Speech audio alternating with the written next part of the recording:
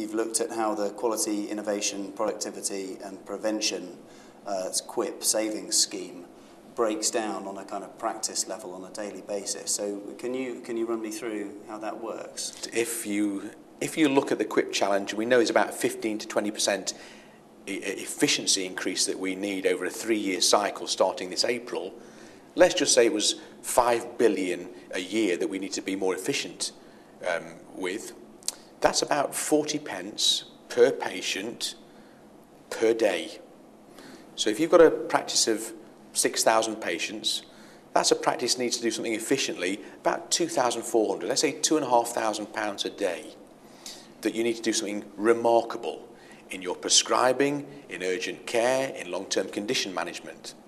So we've got to start to aggregate lots and lots and lots of small, remarkable activity, which reduces the length of stay in hospital because GPs are prepared to discharge early, that prevents admission because the clinical team is doing something different in the community, that takes a lot of the long-term condition management out of outpatients into general practice because we're producing new capabilities and capacity in general practice through using the resources differently, to extend our opening potentially so that we can manage urgent care differently. But it's the aggregate of 8,300 practices in England doing that on a daily basis that we've got to focus on, as much as how do we manage a large system reform for a big population. There is a need for a cultural shift then. GPs need to be thinking differently in their consultations.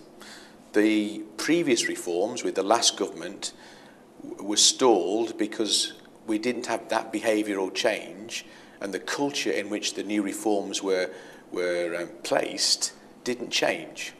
So the behaviours within the consultation room, if we don't get that right, in every consultation, in every general practice, at the moment in the whole of England, the reforms can't work.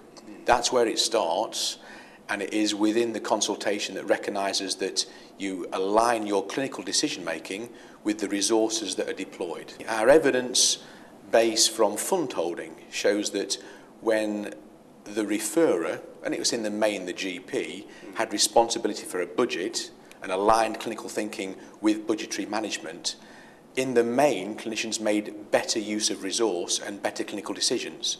They didn't revert to denying patients access to care.